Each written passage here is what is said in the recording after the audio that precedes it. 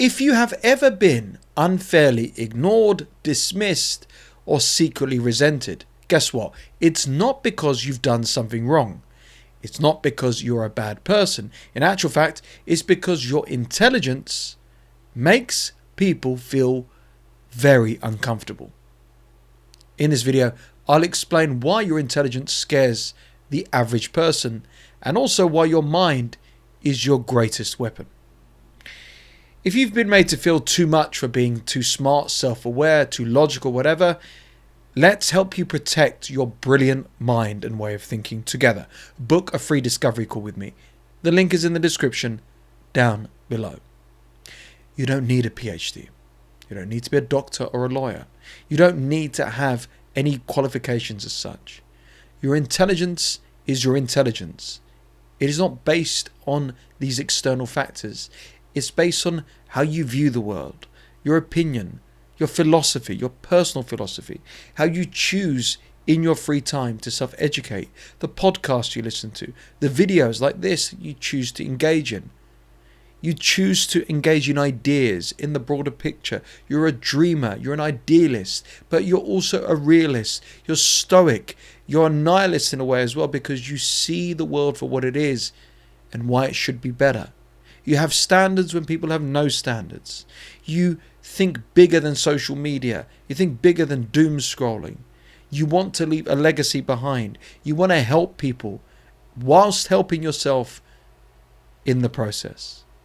You're a brilliant person, but no one acknowledges your intelligence. Like I said, you don't need a PhD. You don't need to have a degree. You don't need to have any of those things. I'm not gaslighting you by saying that. You just need to have a deep thinking, logical, rational brain which is self-aware, self-reflective, and asks those questions of what more I can do, this isn't good enough, I expect better from people, and so on. So no, you're not a toxic person. You are not a narcissist. You are not evil. You're not a person that's selfish or makes mistakes. You're not clumsy or disorganized. Far from it. You make these people deeply uncomfortable because they cannot comprehend how you think. Ironically, these people may have doctorates, they may have PhDs, they may have very well respected intellectual jobs. They may seem like intellectuals in how they communicate, but how they run their day-to-day lives, how they make decisions, how they have personal relationships, how they react to certain political opinions, religious opinions, whatever, they're uncomfortable. And they're uncomfortable around you. You're not elitist. You're not saying that you're better than them. But your intelligence, your level of intelligence, the way you think, the way you respond, the way you carry yourself, your natural aura, and maybe the person you have become from years of self-education, years of doing the research, years of actually experimenting in life, taking risks, calculated ones, and getting to where you are and where you're going to become as well, intimidates them as well, terrifies them. These could be people who were way ahead of you as well back in the day, and now you've surpassed them. These could be people who have written you off. These could be parents. These could be a friend, a romantic partner. The list goes on. But they can't keep up with you. And it scares them. Because they don't want to do the work you did. They don't want to do the grind. They don't want to do the education. They don't want to think outside the box. They don't want to take those calculated risks. Instead, they want a simple, very naive, very risky, very average life, which you have outgrown. So let's explain more why your sharp, grounded thinking threatens the average mind. Intelligence, basic intelligence as well, shatters illusions. When you see through the lies, social, emotional, political, you become an extremely dangerous person. Most people don't want the truth, they want comfort. There's an excellent story in The Simpsons, and I'm sorry if you haven't seen it, but I'll explain it. One of the founders of Springfield, the town that they live in, is Jebediah Springfield. And everyone idolizes him, and they have a Jebediah Springfield Day where they celebrate him every year. And then Lisa Simpson, the smartest of the Simpsons, does some research and finds out that he was a criminal, he was a pirate, and he was not a very nice man at all. He had a silver tongue and everything. And historians tried to keep the truth away because they didn't want the people, the Homer Simpsons, the stupid idiots, the average human being, to feel uncomfortable. And then Lisa, at the end of the episode, is going to make a speech to the whole town saying, Jebediah Springfield is, and then she sees in the crowd the hopeful faces, the naive faces, the wishful faces of the general public, and says, he's great, he's a wonderful person, and keeps the secret to herself and goes about her life. That's you. You're the same. It could be about anything. The vaccine, various other political things, whatever, however it is. But forget political. It could be emotional. It could be the way your family conduct themselves. It could be business. It could be about finances. It could be about diet and health. Your intelligence shatters the illusions. They don't want the truth. Why would people want the truth? They don't want the facts. They don't want the logic. They just want comfort. So stop dimming your insight, please. If your clarity offends them, they were never built to handle you. Simple as that. Instead, they want the comfort. They want the BS. They want the lies. You went down the rabbit hole. You're not a conspiracy theorist. You're not an evil person. You're just someone who wanted the truth. And the truth will always set you free. Intelligent people force others to reflect. So your discipline, your depth and critical thinking exposes the laziness and denial in others. They don't hate you as such. They hate what they see in themselves around you. A fantastic example of this was me breaking free from addiction. I was addicted to gambling for 14 long bloody years. And I tried everything and anything to break free. And then all it took was a bit of logic, rationale, a bit of research, a bit of rewiring in my brain.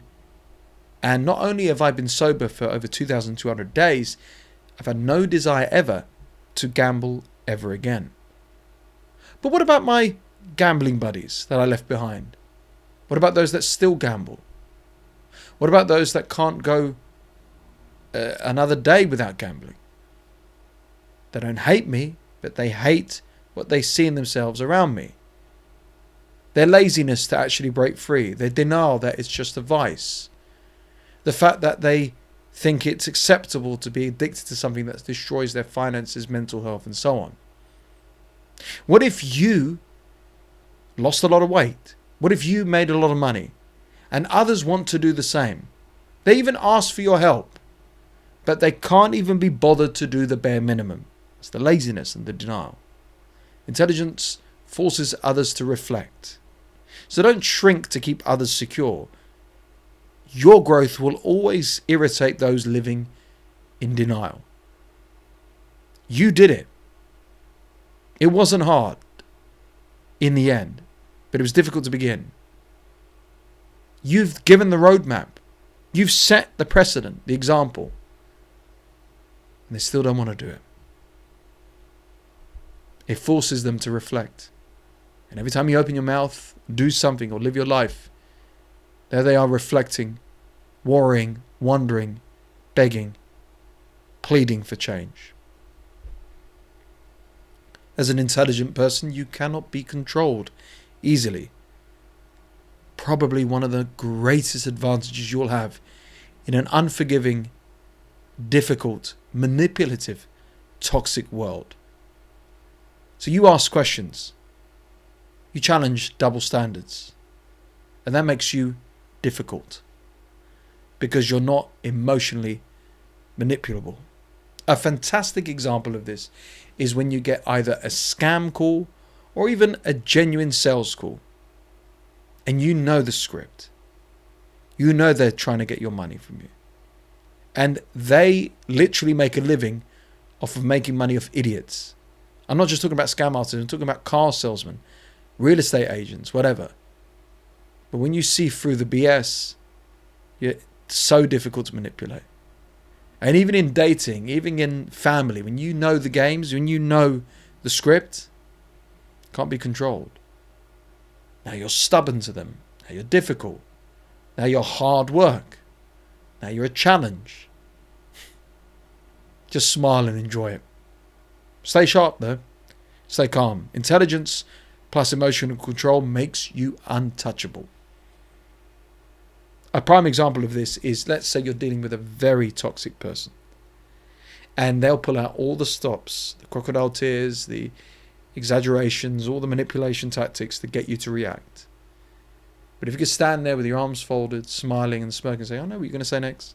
I know what you're going to do, and I'm not going to back down, and I'm still going to stand my ground.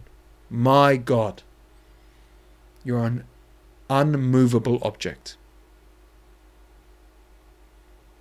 Last but not least, you see things others don't. In particular, and this comes from age and experience, unfortunately for the younger viewers of this channel, but you see patterns others don't. So you spot red flags when you go out on a date and in people, especially if you've been badly burnt. You notice, oh, I've been down here before, I'm not going down that route. You see the manipulation, the crocodile tears, the gaslighting, the guilt tripping. And you see fake people early on, those that promise the world, how they react to your good news, how they treat you compared to how they treat others. And that unsettles them. You can't be played. You can't be swayed. You can't be tricked into something. And that's why people do one of the following. The average person. They either avoid you entirely, they write you off. Well, they're a lost cause. And a lost cause in the sense of I can't control them. I can't manipulate. I can't steal money. I can't make them feel X, Y, and Z. Or they envy you. Internally, they'll have a conversation about you. No one will hear it. They'll say, damn, I wish I was like you. I wish I was like them. I wish I could carry myself like that. I wish I could make that money. I wish I could speak like that. But they don't do anything about it. Intelligent doesn't need to be something that needs to be proven to people. It just moves silently with precision. Every day it compounds into better decisions and a better life, and then eventually it pays off with a bit of patience and perseverance. You're suddenly working a career which gets the best out of your creativity, your intellect, your analytical mind, and even your discipline to do boring administrative work. Your finances are much better than what they were before because your investments have paid off. Your relationships are better. You've got better friends around you. You've got a better social life. Your health is actually improved. Your sleep. And then suddenly, you're actually bored of podcasts and reading and stuff. And now you kind of want to do the basics. You just want to play a video game that's just simple because your brain's just overconsumed. Now you just want to watch a bit of trash TV because it relaxes you a bit more. It doesn't make you an idiot. It just means that you've leveled up to a standard and a way that most people will never even come close to. Your intelligence is not the problem. It has never, ever, ever been the problem. It's the mirror that weak, pathetic minds don't want to face. So if you're done for being punished for being this sort of person that just wants to level up and be smarter and live smarter as well, then let me help you compound and hone in on your intelligence to more success and clarity than ever before.